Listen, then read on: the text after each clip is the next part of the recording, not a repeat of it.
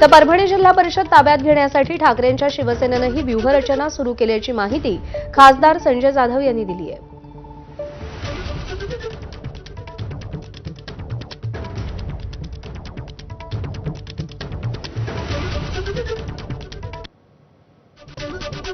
करण्यात आला की पैसे वाटून निवडणूक लढवली जाते. काय वाटतं एकूण?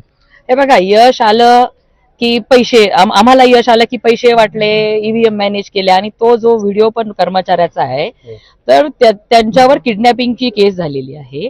ज्या उमेदवारांनी त्यांना किडनॅप करून दमदाटी करून तो व्हिडिओ करण्यास भाग पाडले की असं असं तुम्ही बोला म्हणून, आणि त्यांनी जाऊन स्वतः तक्रार केलेली आहे. त्यामुळे त्याच्याबद्दल बोलायचं मला काही वाटत नाही गरज. बरं, आता कसं सूत्र राहणार आहे? म्हणजे अध्यक्षपद, उपाध्यक्षपद कोणाला सोबत घेणार आहेत? कारण तुमच्या महायुतीमधले राष्ट्रवादीलाही चांगल्या जागा आल्यामुळे शिवसेनाही 5 जागांवर आहे. हे बघा, आम्ही शिवसेनेच्या सोबत लढावं असा नेत्यांची इच्छा होती. त्यामुळे शिवसेनेला सोबत घेऊन आम्ही जिल्हा परिषद अध्यक्ष बसू आणि भाजपचाच असणार आहे. निवडणुका सगळ्या बघितल्या की अघोरी अशा निवडणुका झाल्यात. म्हणजे अशा स्वरूपाचा एवढाला पैसा ह्या निवडणुकीत की ही या देशातली लोकशाही आता संपुष्टात आली की काय असं वाटतंय.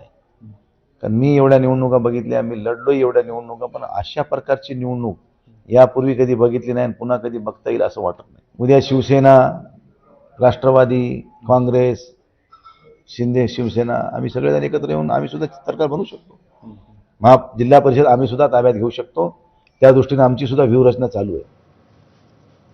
चंद्रपूर महानगरपालिकेमध्ये परभणी महानगरपालिकेमध्ये पक्षीय बलाबल नेमकं कसं आहे, ग्राफिक्सच्या माध्यमातून एक नजर टाकूया. तर एकूण 54 जागा आहेत. बहुमताचा आकडा आहे 28. भाजपकडे 24 जागा आहेत, राष्ट्रवादीकडे 15, शिवसेना ठाकरे गटाकडे 6, तर शिवसेनेकडे 5, काँग्रेसकडे 3 आणि अपक्षांकडे 1 जागा आहे.